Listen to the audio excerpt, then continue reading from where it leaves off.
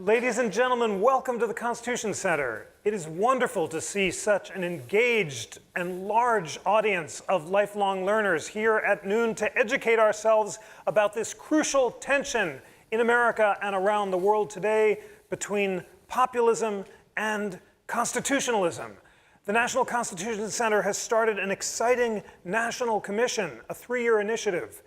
A Madisonian Constitution for all. What would James Madison make of our current Congress, presidency, courts, and media?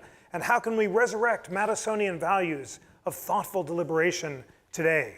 This panel, where we've assembled America's leading experts on populism, is a contribution to that effort, and I cannot wait to introduce you to the panelists in just a moment. We have a series of I'm so sorry, I've forgotten to recite our congressional mantra. And I know our guests who are listening backstage will be so impressed when I ask you, without prompting, to remember that we are here at this precious place, the National Constitution Center, which is the only institution in America, chartered by Congress to disseminate information about the US Constitution on a nonpartisan basis. Beautiful. Thank you so much. I just learned this morning, you know how much Louis Brandeis is my hero, and he was called Isaiah. FDR called him Old Isaiah, and it was because he quoted the famous passage from Isaiah, "Come, let us reason together." Isn't that beautiful?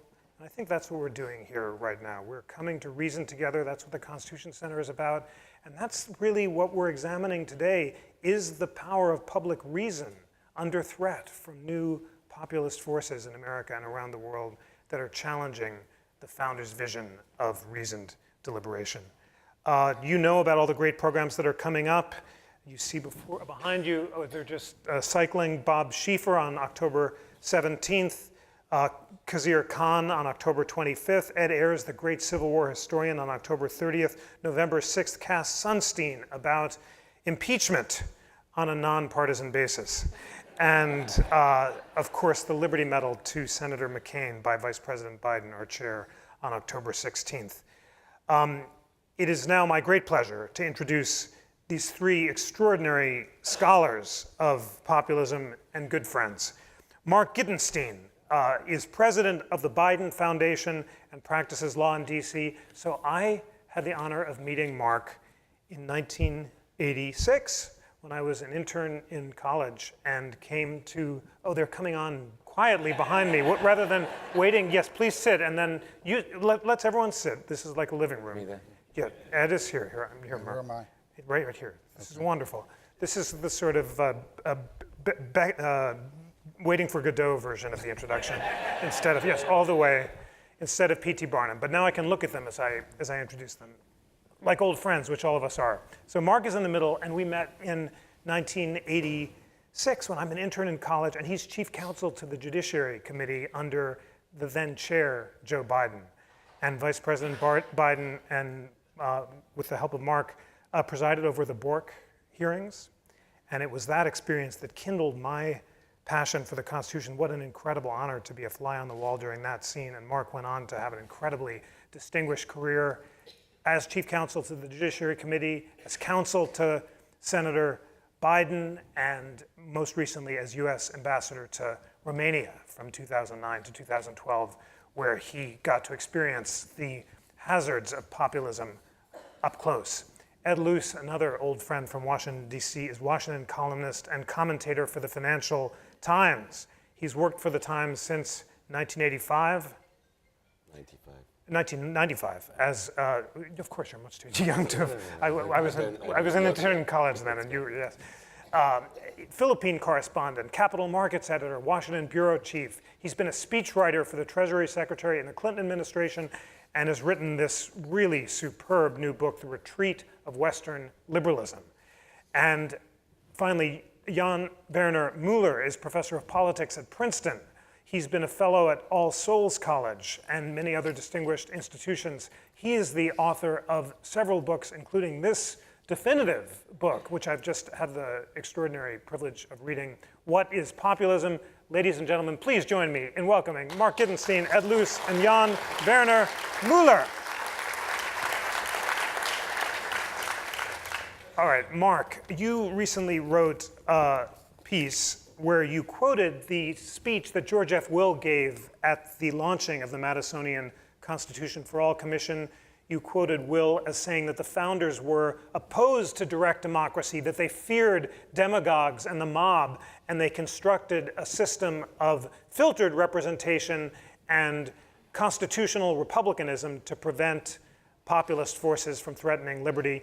And you invoked two experiences. You had George Wallace in the South when you were growing up, and your experiences in Romania. Can you compare and contrast Wallace and Romania as expressions of the kind of populism the founders feared?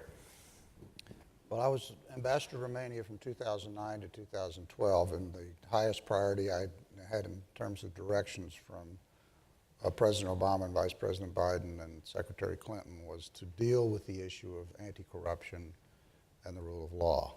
And Romania has made incredible progress and had during my period. In 2012, the summer of 2012, there was an election, and the center-right pro-reform government was overthrown. And the center-left immediately set about to try and dismantle that process. And their basic argument was that we have a majority and we can do anything we want. And my answer to them was, you know, look, I grew up in Alabama. A lynch mob is a majority. It doesn't mean it's right. And I cited my experience as a young teenager in Alabama watching what happened in Selma and Birmingham. I actually went to high school in Birmingham and saw the riots there. And but for the intervention of the federal government with President Kennedy and the federal courts with the famous Judge Frank Johnson, you know, George Wallace would have run over everybody's civil liberties and civil rights in that state. And that was what was beginning to happen in Romania. And my argument was you need to listen to the US, but more importantly, you need to listen to the EU and the IMF and the other multilateral organizations that you have joined arms with. You made a commitment to comply with these basic rules, and you have to comply with them. It was not a very popular position to take, but I saw direct parallels between the two. And I don't know that my Alabama argument made much difference to them. But the thing to remember about Romania, it is the most pro-American country in all of Europe, so that when we spoke up, they did listen. And fortunately, they did the right thing in the summer of 12. It's a powerful analogy. Yeah. Jan, in this remarkably rich, condensed book, at the end you have 7 theses on populism.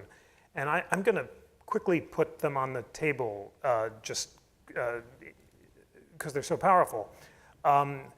Populism is neither the authentic part of modern democratic politics nor a kind of pathology caused by irrational citizens.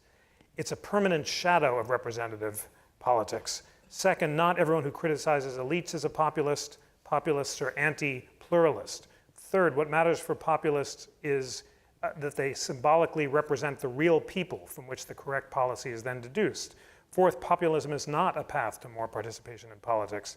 Fifth, populists can write constitutions. This was one of the most surprising parts of your book, and that there will be partisan or exclusive constitutions designed to keep populists in power in the name of perpetuating some supposed original and authentic popular will.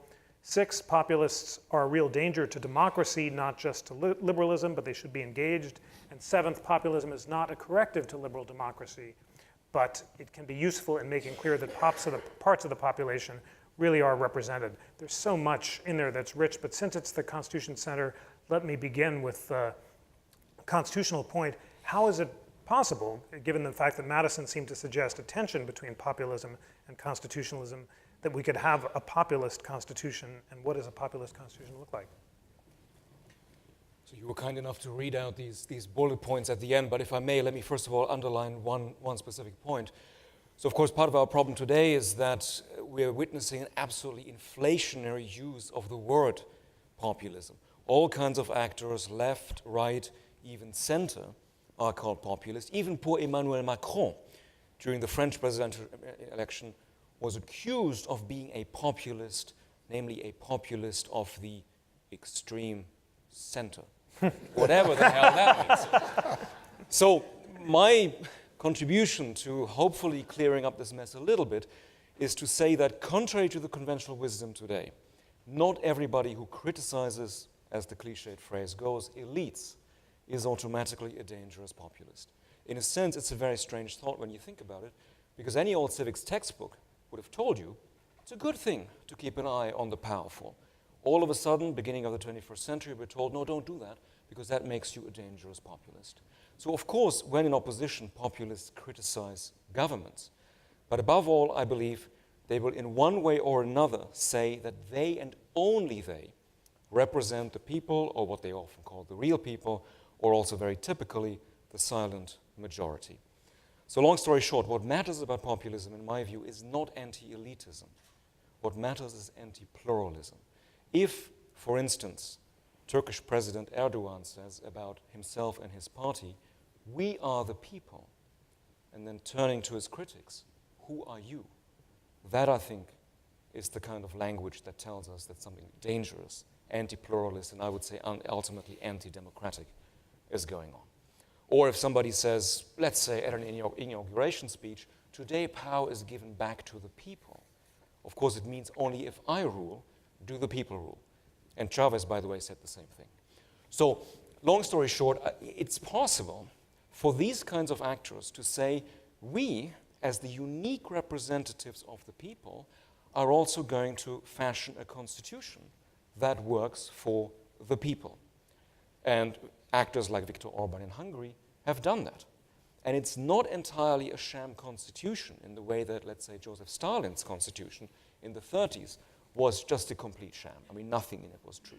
Some of these constitutions do establish real limits on power, but they also very cleverly put in mechanisms and provisions to basically ensure that the supposedly unique representatives of the people stay in power as long as possible. If I may add one last point. I think we always have this nice thought that as democracies, we screw up all the time. But we are the only system that can self-correct. And the authoritarians are all going to end like the Soviet Union in 1991 because they can't admit mistakes, they can't correct mistakes, and so on. And I think what we have to, alas, realize is that these kinds of actors are also learning all the time. And they figured out a way, in many cases, to actually have constitutions that look, in many parts, pretty good. So they want to be legalistic in a certain way. They don't do obvious, massive human rights violations because they realize, oh, then a sort of memory from the 20th century is going to kick in that, this must be a dictatorship. They've become much more subtle and sophisticated in all kinds of ways. And they've also learned really how to kind of fool international observers. They know how Freedom House works. They know how the European Commission works. They know that they all come with their checklists. And they will do enough to make what they do plausible. They will try to sow a lot of confusion. They are actually very good at comparing. So they say, oh, why are you criticizing us for not having a constitutional court anymore? Look, the UK doesn't have one either. So we need to kind of, I think, realize that these actors have become much smarter, much more subtle, much more sophisticated, which is not to say that they will triumph in the long run, but we have to up our game in a certain way. Ed, based on what you've heard so far, how would you define populism and how would you define constitutionalism?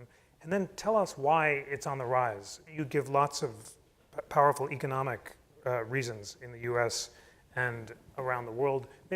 Just to narrow the focus, what is populism, what is constitutionalism, and why has it been on the rise in the US in recent years? So that's a lot of complex questions. Yeah. Well, I might sort of be selective about which ones I answer. I mean, just to reinforce Jan's point, there are 25 fewer democracies around the world today than there were in 2000, and most of those are qualitative judgments. Is Hungary any longer a democracy? Is Turkey any longer a democracy? Russia clearly isn't any longer a democracy, but almost all of them have done it not through coups or military takeovers, but through shifting the terms and the furniture, more like the populist constitution tactics that you've just been outlining. So why is populism on the rise across the West? Look, there's been a very divisive debate about whether it's because of economic anxiety or whether it's because of what pollsters like Gallup euphemistically call cultural anxiety, namely racism, misogyny, homophobia, etc. And I think it's a false distinction. I don't see why it should be one or the other. They're clearly braided. They clearly interact on each other. And it's clearly, there are no, in moral terms, extenuating economic circumstances that could possibly justify racist or scapegoating of immigrants or misogyny or any of those kinds of prejudices. But that is a moral point, which admits of no qualification. The analytic picture is quite different, and it tells us something different, which is when you've got the middle of the middle across the West to varying degrees, shrinking, bifurcating, fragmenting, then you have what the late Barrington Moore, the American scholar, said: no bourgeoisie, no democracy. If there is a polarization in the economy, you will see a polarization in politics. And whether you look at Germany, Austria, or the United States, the establishment parties of center-left, center-right have dominated politics for decades. In Germany, SPD and the CDU between them would get about 85–90% of the vote. That's now down to 52% of the vote. If you add up all the primary votes last year that went to Bernie Sanders and that went to Donald Trump, and translated that into seats in Congress, they would have a majority. They wouldn't obviously be working together, but the populists would have a majority. So I think that the answer to your question is a very complex one. I will add one extra point. Two of the countries I've been based in, Philippines for the Financial Times, the Philippines and India. These two countries are seeing rising middle class standards of living. People who are surveyed say their children will be better off than they are. So clearly there is a very different picture. The middle is actually getting bigger, and yet they too are increasingly subjected to the populist sort of authoritarian leanings that we see and feel in the West. So there is something else in this equation, and I think that's technology and the impact of technology on politics. Mm-hmm. And I think what technology does is it makes campaigning a lot easier, micro-targeting, psychographic profiling, having mixed and diverse messages to different groups. It makes the task of being a political consultant on a campaign more and more sophisticated and more, in a way, more and more easy. In contrast, technology makes governing more and more difficult. More and more tough to satisfy expectations. There's an impulsivity about electoral expectations that is just unmeetable, that technology has a sort of accelerating effect on. And I think that gap between governing and campaigning and the role of technology is a huge underexplored factor here. So this question of what is populism and why is it on the rise is important and complex enough that we need another beat on it. Mark, I've heard so far Jan say that populism is not just anti-elitism, but anti-pluralism, and it's not simple majoritarianism either, and Ed suggests that it rises from polarization. How would you define populism now in light of what you've heard, and why do you think that it's on the rise in America? I think populism in the United States, at least, is anti-elitism driven by an underlying serious economic malaise. I think that Ed's book is very revealing. He does a very good job of explaining the data. I think the most significant data point in his book was that 30, 40 years ago, the United States was had the greatest class mobility of any country in the West. Now it has the last. If you want to know what has happened, is that these people, mainly white people without a college education, by the way, the largest voting bloc, he also points out, in the United States, are very unhappy, and for very good reason. And if we don't deal with that and they blame the elite for this. So in that sense, in the United States, that 1/3 that you always see supporting Trump, that's who they are. And they have very good reason to be unhappy. And the challenge for us progressives is, how can they listen to Trump, with his misogynism and his racism and still support him? Well, because they're angry and they're desperate. And, we progressives have not addressed them. And when we do address them, it's with 20-page elitist policy papers instead of their underlying malaise. And until we do that, nothing is going to change in this country. That's why populism is so powerful right now in that sense. Jan, you say that populism is not the same as democracy. The major differences between democracy and populism are that one enables majorities to authorize representatives whose actions may or may not turn out to conform to what a majority of citizens expected or would have wished for. The other pretends that no action of a populist government can be questioned because the people have willed it so. So there's a notion of representation that distinguishes the liberal democracy from populism. Talk about the history of populism in the US, because you talk about it in the book, and you say that the Grangers during the Progressive era wanted free silver and financial reform, and the Jacksonians attacked the bank, and so forth. Is the populism we're seeing now, but all of those were framed in constitutional terms, and those populists made their claims and rooted it in the Constitution. Is Trumpian populism different, and how does it relate to the populist movements we've seen before in the US?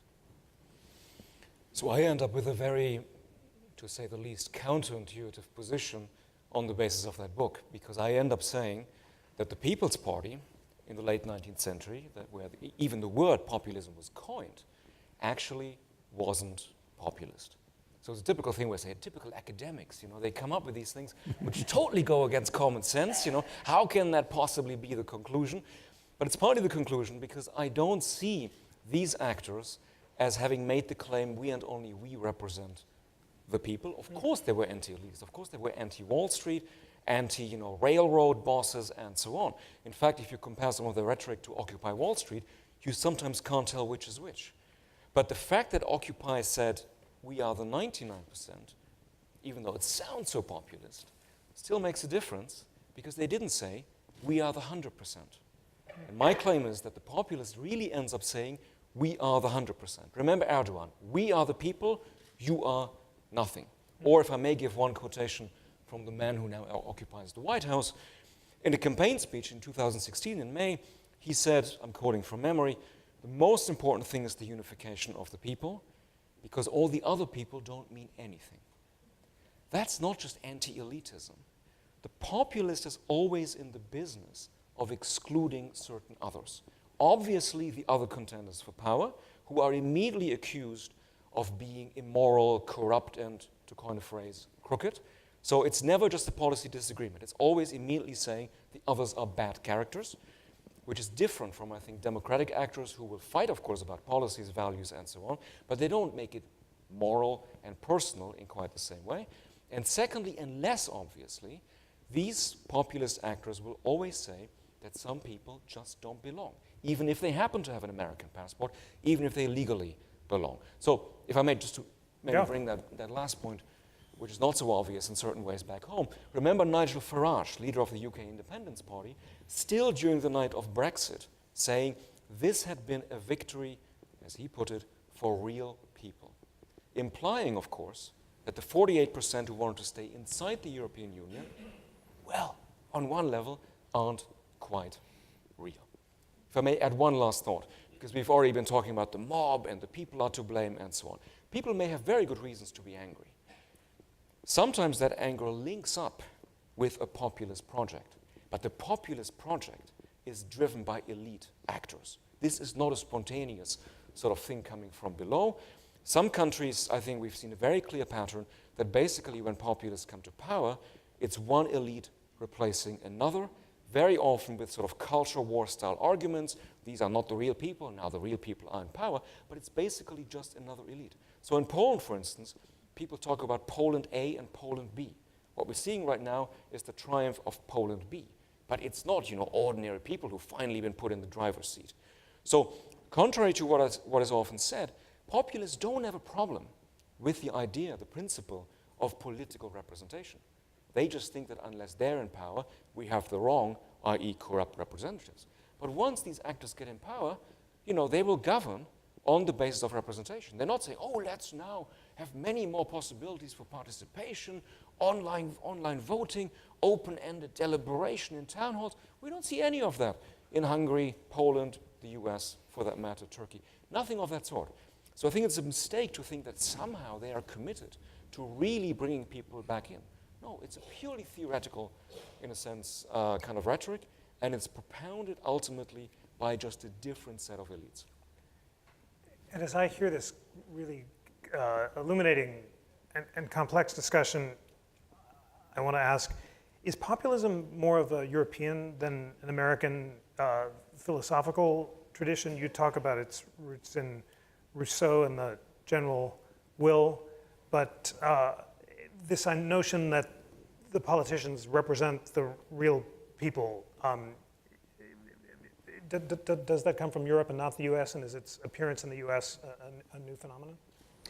I don't think its appearance in the US is a new phenomenon. I do believe that, looking at it slightly differently, it's probably no accident that the two countries that have been worst afflicted by populism, in the midst of all the sort of economic anxieties that we were talking about earlier, are the United States and Britain. These are the two countries on either side of the Atlantic that have not experienced occupation, revolution, defeat in war in living memory and grandparental living memory. So I think there's an extraordinarily, particularly complacent elites in those two countries that did not see the warning signs of this coming. And so I think there is a sort of English-speaking world problem there. Some of you would read Andy Borowitz in The New Yorker, the comic sketch writer. He had the wonderful phrase on the morning of June the 24th of 2016, when Brexit results were just, the dust was settling, and he said, "Britons lose long-cherished right to look down on Americans as dumber than they are." Then, of course, America leveled the playing field on November the 8th. And I think there is tactically a real problem here with seeing people who are voting against the elites as stupid and dumb, and people who can't spell and who have no idea of what their true interests are.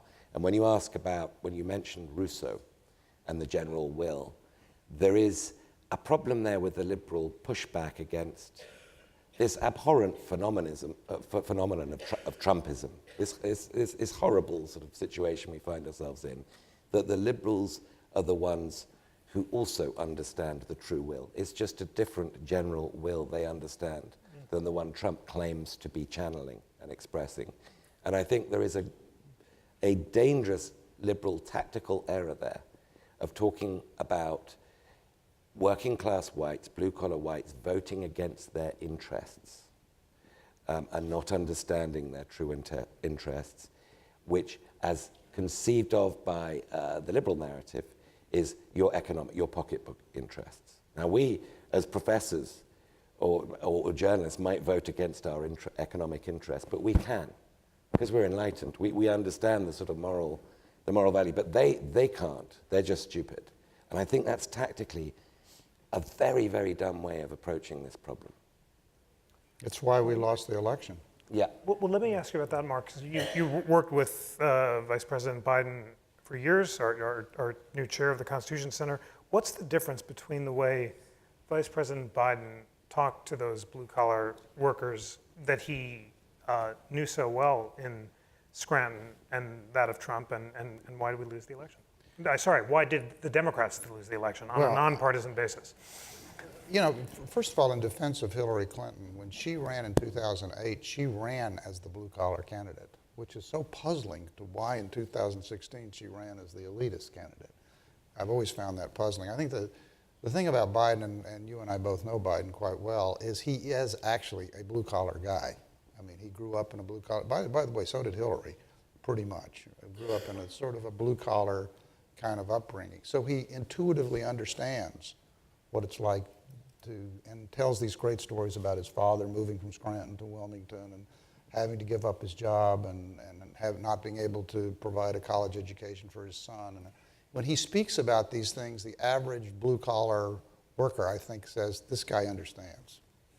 And I think the problem that Hillary, and it may not be really Hillary's fault, but the sort of apparatus that was built around her and the strategy that was built around her, is it didn't send that message. It sent a very different message, which was, that's why the speeches the Goldman Sachs hurt so much. And calling these people deplorable was so damaging.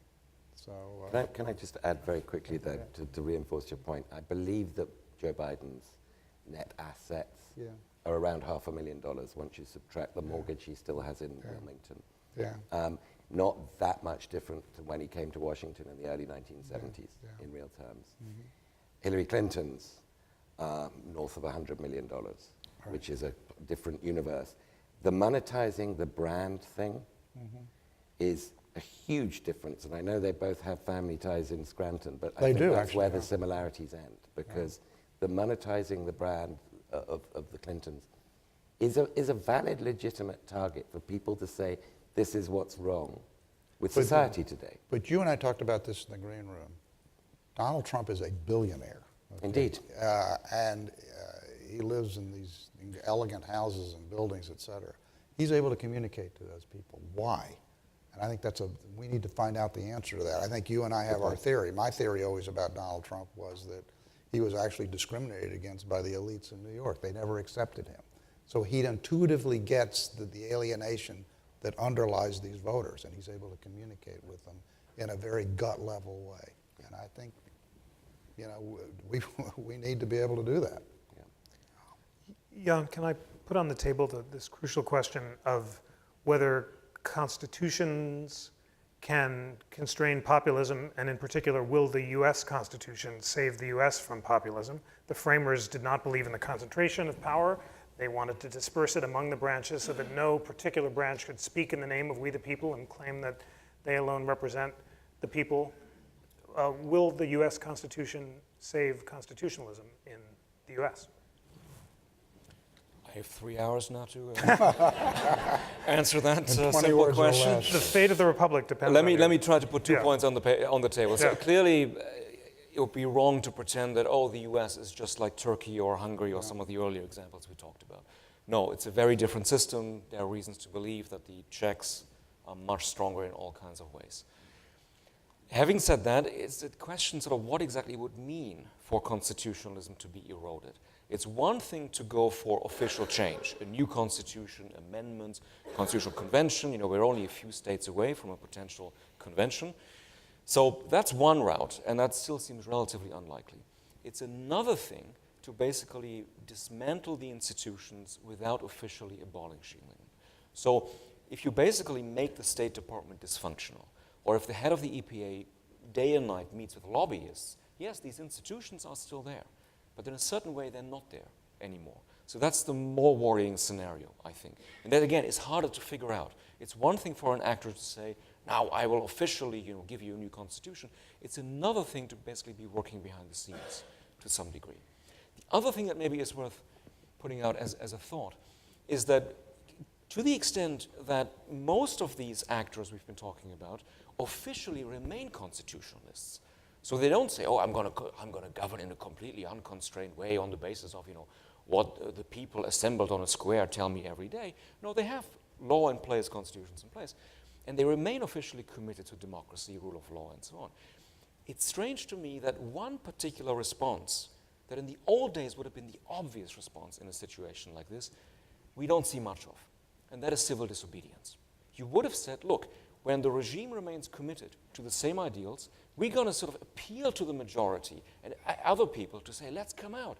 Let's stand up for these principles. We're not that polarized. We actually all agree on democracy, freedom, and so on and so forth.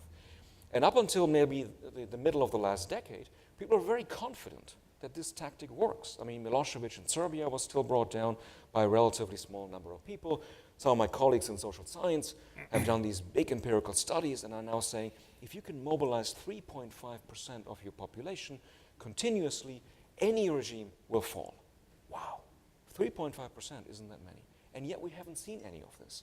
So one maybe idea why we're not seeing it so much anymore is that, of course, civil disobedience or protest in general relies on the idea of publicity, of a shared public sphere, where other people are going to hear about injustices, about problems, and so on. We all love a particular Danish fairy tale. It takes just one child to say that the emperor has no clothes and everything changes. But of course the premise is that everybody can hear the child. And if you look at cases like Turkey, Hungary, where basically the regime has dismantled media pluralism, where people just don't hear about certain things, that game changes completely. And that would also worry me about the situation in this country. With highly segmented public spheres, people just getting completely different types of information, different topics are discussed in different contexts. We can't take for granted anymore that some of our sort of civics textbook wisdom about what we might really have to do if it gets really bad, whether that still applies anymore, like we would hope. Let me just say one thing. More than I wanted you to answer the same question because it's so important. And Jan is saying that the end of a common consensus about news may threaten the entire Madisonian project. And just to reinforce the significance of the question, Jack Goldsmith in The Atlantic said recently that the constitutional structures would survive, the courts are constraining the president, total constitutional norms wouldn't be threatened, but these extra constitutional norms, like new technologies segmenting the media universe, might pose a threat to common deliberation. So what's your answer to the question of whether let me the US just say a word Constitution about civil disobedience. In the last year, you've had dramatic events in Romania and in Poland where people came into the streets and literally blocked an anti-constitutional, anti-rule of law, pro-corruption agenda. Literally stopped it. 500,000 people were on the streets of Romania. That's more people that were on the streets of Romania than the revolution occurred in 1989. And the same thing happened in Poland. That's why they reversed themselves. So it's still happening. Now that's, by the way, driven by middle class. Those were all middle class people working for, and technology made it happen. They did not do it through conventional media. It was all done through, I've looked into it. It was all done through Facebook and it was done online. So, technology is also a positive here. On your question about the Constitution, though, briefly, look, it's a test to our institutions, but it's almost as old as our republic. Don't you remember, it was Andrew Jackson who said, Justice Marshall has his opinion, let him go out and enforce it. No greater challenge to the rule of law than that. But in the end, what's happened in the United States, because of the way our institutions are built, we eventually accommodate legitimate beefs. And that's what has to happen here. These people have a legitimate economic argument and concern, and our system has to respond to it. If it does, our constitutional system will survive. If it doesn't, it won't. That's what I believe. Yeah. Britain does not, of course, have a written constitution. Brexit could not have happened in the US because we don't allow constitutional change by snap votes, an initiative and referenda. Neither did we. Yes. So might the US Constitution save the US from populism, but might Britain be doomed? So in Britain, at some stage in the next year, about a year from now probably, Prime Minister May is going to put whatever divorce agreement she's negotiated with the EU to the British Parliament, and they will have to pass it before the other 27 members can pass it to meet the 2-year divorce deadline. At that point, Labour will vote against it. They won't oppose Brexit, they will oppose a Tory Brexit. The Liberal Democrats will vote against it, the Scottish Nationalists will vote against it, and all you would need is 10 Conservative members of Parliament to vote against it. That's the majority, and then her government would fall, the deal would go, and then all possibilities would be open. The reason why I'm skeptical that those 10 Tory members of Parliament will do it, even though there's probably 50 or 60 who privately deeply oppose Brexit and see that it's a national catastrophe, is because the tabloids will rip their viscera out, parade it through the streets as enemies of the people, as traitors to the popular will. And so it takes a lot of courage. Now think of how many Republican senators we've got on Capitol Hill who will privately say to you, yeah, Trump's nuts. He is nuts. What are they doing about it? Not much. A couple are. I mean, Susan Collins, John McCain on certain votes, but most of them think he's nuts. I mean, not just nuts in a sort of colloquial way, nuts. Why aren't they doing anything? For the same reason, because Steve Bannon, Breitbart Embassy, will revoke their visas to being American citizens. They will charge them with being traitors to the cause of the true American will.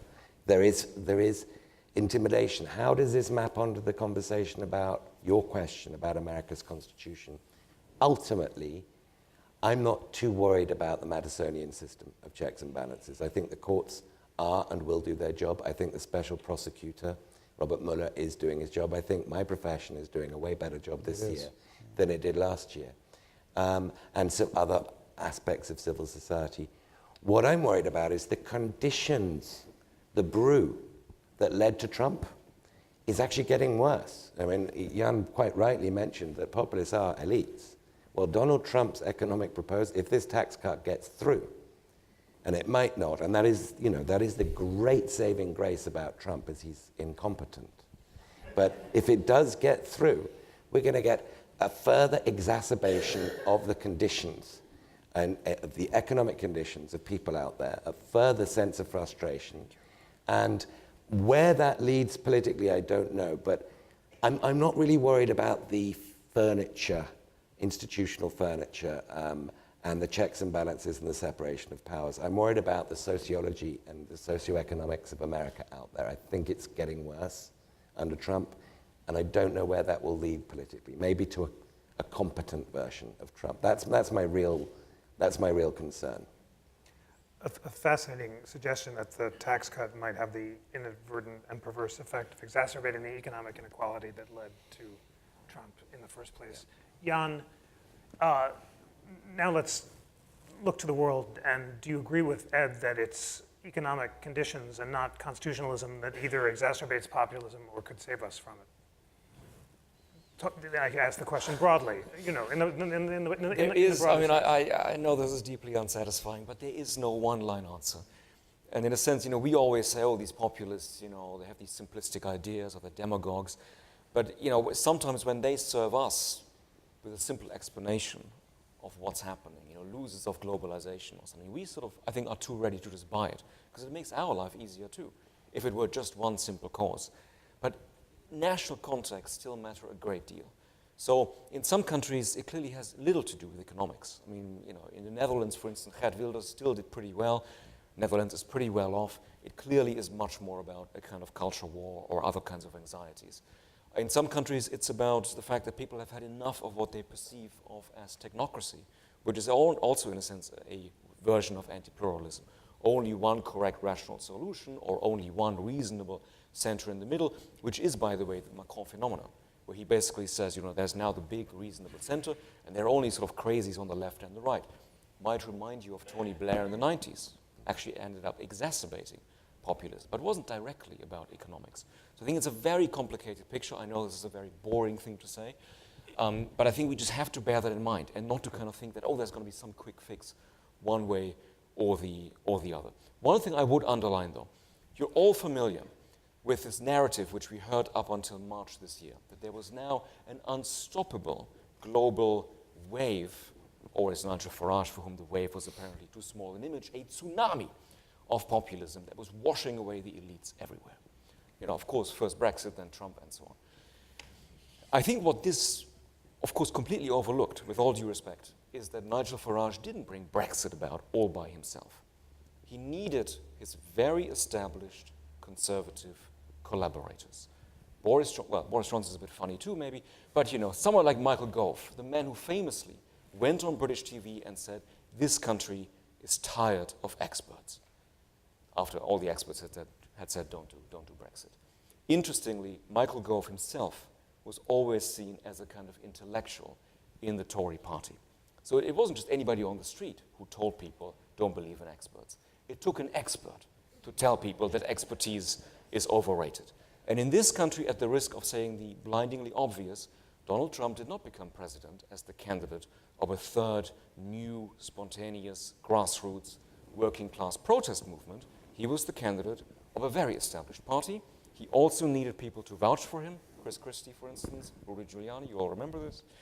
And the explanation of what happened on November 8th is that 90% of self-identified Republicans came out for Trump. Long story short, all I'm trying to say is that rather than having this image of, independent populist triumphs everywhere, what we have to realize is that in Western Europe and North America, no right-wing populist has won without the collaboration of conservative, established elites. And if we only always focus on populists and kind of exaggerate their power, we don't see that larger dynamic. Ed was, in a sense, already alluding to this. We don't hold them accountable for the choices they make about collaborating or not collaborating. Mark, there have been some defeats for populism recently, Macron and Merkel most notably, but we are seeing this wave around the world from Italy to the Netherlands, France, Rwanda, Turkey, as well as the UK and the US. Jan warns me not to be simplistic in trying to say that it's all the same, but how would you describe to the audience the threat of populism in each of these countries? What values does it threaten? Well, it's not unlike what John said. The oligarchs, at least let's take Romania for example, they seize on whatever argument advances their agenda. And if it's a populist argument, like in Romania right now, the hot new thing is to do a referendum on gay marriage. It's right out of the right-wing playbook here in the United States. And the oligarchs are jumping on this. I think what they really want to do is tie that into constitutional change that'll do other reforms on rule of law or whatever, and to keep them in power. So it's different in every country. For example, in Romania, it's not the Russians that are driving this, Russian propaganda or whatever.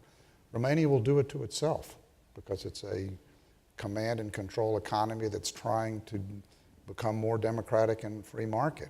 And the oligarchs don't like that, so they seize on it there. In Hungary, it's a totally different chemistry that's going on. I mean, you have a former, Orban was a former anti-communist dissident, basically, who's leading it, and it's a power play. The Russians are playing a role in that. I think the Russians are mischievous, and even in Romania, you can find them on the social networks, very active. And I think they play a role in all of these countries. They're less effective in countries like Poland and Romania because once they're surfaced, the average citizen doesn't like them. But the forces that are at work are not dissimilar. And I think there's a lot of economic forces at work as well. I think there's this dark underside of globalization that is driving a lot of this as well. I mean, these countries are suffering economically as well. Ed, what do you think the threat is? You quote in your book Fareed Zakaria's famous notion of illiberal democracies, where Zakaria seems to suggest that these populist forces can threaten the rule of law, limited government, individual rights, and checks and balances. Is that the threat, or are there others? I'd certainly agree with Jan and Mark's point. I mean, that a liberal democracy is not some fixed state. It tends to move into illiberal autocracy. And you don't just rest where Orban is resting. He's busily rewriting the rules of the game. He controls the organs of the media. He basically controls the courts. He's now shutting down NGOs. You've got this horrible Soros, anti-Soros campaign. Soros sort of standing for the globalist elites, the Jewish globalist elites, sort of implied. And that you're moving to more and more illiberal democracy, and at some point it's not democracy. So it's a liberal non-democracy. And I think that's the fear. There is a dynamic there. I think that's certainly the direction Erdogan is taking Turkey. I think that there are former democracies all over the world that are somewhere in that state and on that journey.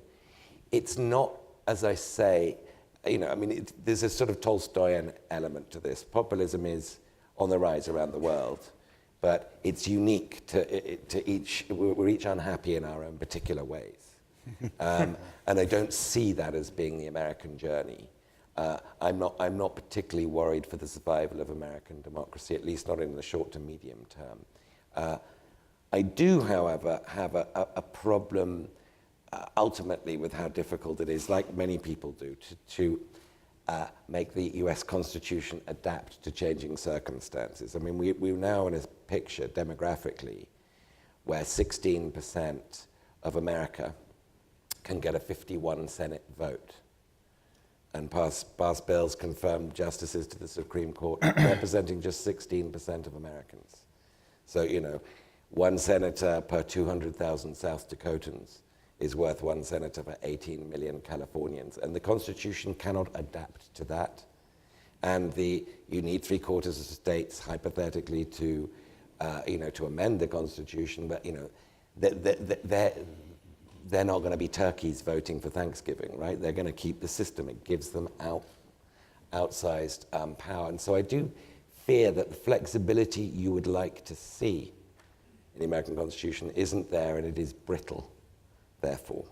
And that the gap between small states and populous states, between cities and hinterlands, is getting wider and wider, and politics is not accommodating that. And so that is a longer-term worry about the Constitution and about American democracy. It's not an imminent one, but it's a very, very persistent structural concern.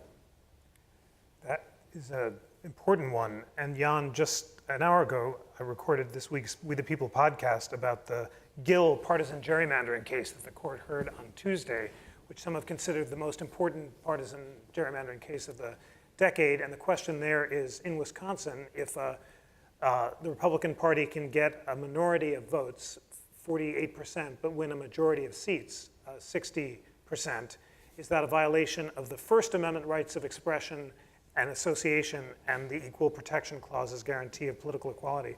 Is this problem that the court is considering and that Ed has identified of small minorities of the population being able to elect leaders a populist threat? And are other countries that are experiencing populism also electing their leaders by small minorities? Well, they certainly are changing their systems to make sure that they stay in power as long as possible. I think maybe it's worth underlining that while this expression in liberal democracy has become very popular, maybe it sort of makes us not see what's really going on. I'm not denying there's a difference between liberalism and democracy. I'm not saying they're the same thing. But if these rulers tamper with rights which are essential for democracy, free speech, free assembly, and votes sort of counting roughly in the same way, then they're not just attacking liberalism, they're attacking democracy itself. And if we rest content with a liberal democracy, sort of one side effect is that many of these actors are going to say, actually, you know what, I don't want to be a liberal anyway. I mean, Viktor Orban in Hungary has said it very clearly, because for them, liberalism is sort of relativism, permissiveness, globalization, neoliberalism, if in doubt. But they're very keen that they retain democracy. Ed has mentioned that there's been this sort of global recession of democracies. But the word remains very important. I mean, autocrats keep spending a lot of money to lobby to make sure that they are recognized as democracies in the relevant international fora. So many of them are actually going to be quite happy to be called illiberal Democrats, as long as nobody questions that they are still sort of Democrats. So I think we should try to be more precise and basically say it's not just liberalism that suffers in these situations, partly because also in the US it seems such a partisan term. It's democracy itself that is being damaged, that is being under threat, or maybe outright abolished in the end. Just a quick follow-up to this crucial point. You're telling us that populism is not consistent with democracy. In fact, at times it can threaten it. So were the founders in Madison wrong when they adopted the classical models that said that monarchy could lead to tyranny and aristocracy to oligarchy and democracy to the mob? Might, in fact, the mob or minority factions threaten democracy rather than reinforcing it? There's a wide range of what democracies can look like. And certainly that is one way of, so to speak, doing it. That is, in a sense, one way of looking out for a particular scenario. I would just simply, again, underline that populism is not really about sort of the people out there really rising up. It takes elite actors to make use of certain people. In the end, of course, I mean, again, at the risk of reminding you of the obvious, the winning candidate didn't get, the mob behind him, the majority. He didn't even get the majority. So in that sense, again, we should, I think, be less inclined to just blame the people because they're so ill-informed and they're driven by passions and so on. Of course, these were some of the sentiments of the founders that has become a little bit the default option of liberal observers today. But precisely if we simply end up blaming the people, we don't see these more structural issues, such as gerrymandering, such as fragmented public spheres. I mean, polarization is not just some natural phenomenon, it's also big business in a certain way. And again, I think we should focus more on the elite actors who are behind these things than saying, oh, it's a minority of ill-educated mob sort of passion-driven citizens. I can barely resist asking more on this beat, but there's so many good questions that I need to start asking them instead of mine.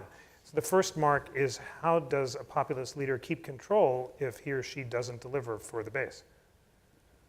by becoming more and more of a tyrant, basically. Controlling the media, controlling the message, convincing people that he or she is delivering when he's not. That's the real risk. Oligarchy becomes tyranny, becomes, eventually people figure it out, but in the short term it can be very effective. Ed, how should an anti-populist election pitch be framed? If not, don't vote against your own interests. It's got to make a positive case, the kind of case that I know Hillary Clinton thinks she made, but didn't really drive the message home very well. You've got to make a positive vision. And only 9% of it, studies have been done on this, only 9% of Hillary's ads were about jobs or the economy. Trump, it was about a third of his ads. So she was basically saying Trump's a ghastly person and that's why I should be president. And that is not enough. Jan, a historical question. How do you compare current populists and populism in America in the 1800s and 1900s? So again, I wouldn't see sort of obvious similarities. I would actually more point at episodes like George Wallace. I think that's much more the pattern that we might be seeing now, with all the undertones of, to put it politely, culture war, to put it less politely, de facto appeals to racism, and so on. Again, important as a footnote, the point that Ed made at the beginning. We know how populist leaders talk, and we should hold them accountable for that. We can't conclude from the way they talk that everybody who supports them entirely shares that view. I mean, this is the deplorables trap, but it's also very typical in Europe that one simply assumes, oh, these must all be anti-democrats or anti-pluralists and so on. In many cases, I mean, we can't simply know that. And it's very presumptuous to simply say, oh, you must entirely have a certain view. At least in theory, it's thinkable that somebody, for instance, says, when Marine Le Pen in France says that all the other parties are corrupt and so on, I don't actually think that. But she has a fantastic agricultural policy. And as a farmer in a particular region of France, that's really why I'm voting for her. So at least we should sort of leave open that possibility as opposed to making these large generalizations about people where we simply can't know it. Two powerful questions about the white working class. So how does one address the malaise of the white working class in a more constructive way, especially not to feed into their misogyny and racism is the question. Ed, you talk about that in your book. Yeah, I mean, this was sort of one of the ideas that, I think Hillary could have pushed more strongly, which is kind of a Marshall Plan for the middle classes, that people are rightly, understandably terrified about the future of work. And the present of work, that people feel that what they had a generation ago of loyal employers, and they were loyal employees who invested in their skills and training, and an education system that better served the kinds of skills they needed at work. That's really, if not vanished, it's receded greatly. And we need a new sort of cradle-to-grave system of training, and it can be public, private, it doesn't matter what the form is necessarily. It matters that people feel they are being invested in to cope with the future of work. I think that is a positive agenda. I think it speaks very directly to people's anxieties. And I think, we all panicked a bit about Germany the other day because almost 1 in 7 voted for hard right parties, but actually that was the lowest populist vote anywhere in the West since Brexit. It was a relatively good result. It's just because it was Germany. Germany has something to teach us about not confusing being a graduate with being skilled, and not confusing somebody who hasn't gone to college with being unskilled. And I think there's a big role for vocational education and for reimagining how we equip people for the workforce of the future. And Germany's got a lot of lessons there to teach us.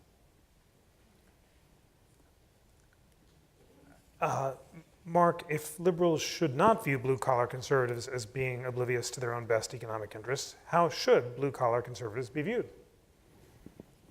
Blue-collar conservatives? I just think about blue-collar, I think the problem with Democrats and progressives in connecting with these voters is we are too hung up on various policy initiatives which we may not understand and they clearly don't understand.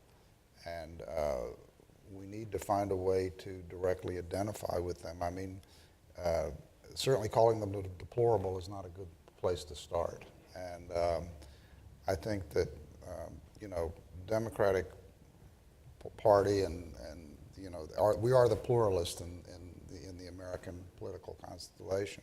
But for some reason, we can identify all sorts of underprivileged groups in this country, but we don't view white-collar workers who have seen tremendous economic downturn for themselves in the last 30 years. We don't see them as somebody that we need to do something about.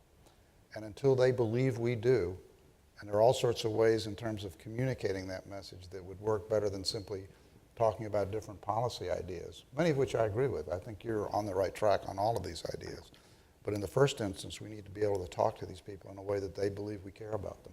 I don't think they believe that now. And until that changes, even the best policies are not going to change this dynamic. Last question and then closing statements. Isn't populism merely isolationism in a different word, meaning who cares about the rest of the world? What about us? Jan. Well, it's certainly in many contexts, when we talk about right-wing populism, comes out de facto as nationalism, as America first, whoever else it is first. But they're still, I think, not quite the same thing, because, at least in my view, populism really is about saying we and only we represent the people. And nationalism can come out in different ways. You can be a nationalist without making that particular claim. So I maybe also would underline that, because we've been looking at these recent elections and there's been a bit of a sigh of relief, and some newspapers have even said we might already be living in the post-populist moment. But there's a difference between that anti-pluralism and then specific policy content, which might lead to situations where sort of our official populist, let's say Geert Wilders in the Netherlands, doesn't do as well as expected. But if at the same time, our supposedly mainstream, very responsible Dutch Prime Minister Mark Rutte puts ads in all Dutch newspapers where he says, act normally or leave the country. Right. This is after his party's, Liberal Party's slogan in the 80s was, be who you are. You kind of realize, okay, it's not as simple, win or lose, because yeah, officially they can use, but if the other parties adopt their content, if they get into the business of copying, well, in a certain way, they're still winning. So I think we have to get away from looking at every election as just a matter of up or down, because there might be more stuff going on. So the closing statement question is the question of the Madisonian Commission, namely, if you could propose a single structural or constitutional or technological change to restore values of the rule of law and constitutionalism and resist populist forces, what would they be? We've talked about things ranging from the segmented media landscape to partisan gerrymandering to low voter turnout. If you had to pick a single reform, what would it be? Ed?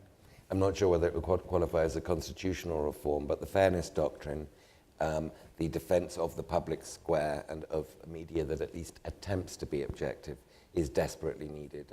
As Jan and Mark have both pointed out, there is no public square anymore. And these separate sort of places that people, echo chambers, are not even linked by alleyways. There are separate conversations going on, partly technological, partly because trust has just collapsed in modern society.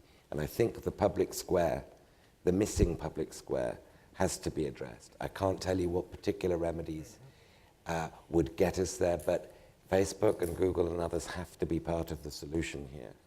They cannot go on essentially ripping off all kinds of professional news gathering. You're probably beginning to see a very self-interested angle on this point as a newspaper journalist, but I mean it in bigger principle terms. We need a public square. Mark, a single reform to resist populism and resurrect constitutionalism and the rule of law. I grew up under Sam Ervin, who's my first boss, and I'd never have seen an amendment to the Constitution in the modern era that I would have supported. So I don't want to see the Constitution changed. I want to see the Constitution made to work. And I see this as mainly a problem of statesmanship and political leadership. And until we address these underlying political forces, we can't make the system work. And that's why I see it as essentially a political problem, not an institutional problem, as long as the institutions are doing fairly well, as you point out. The media, the courts, the politics has failed. Jan, last word to you.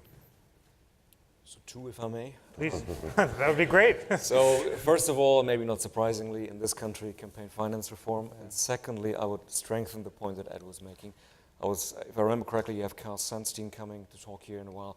So he's put forward some ideas about how perhaps we get out of these echo chambers on the internet, how some technological change could allow us to sort of hear the other side at the same time. I think that's absolutely crucial in all kinds of ways. I think none of us has conclusive answers at this point, but this is the thing that we have to think about. For casting light on this complicated, crucial, and urgent problem of democracy, please join me in thanking our guests.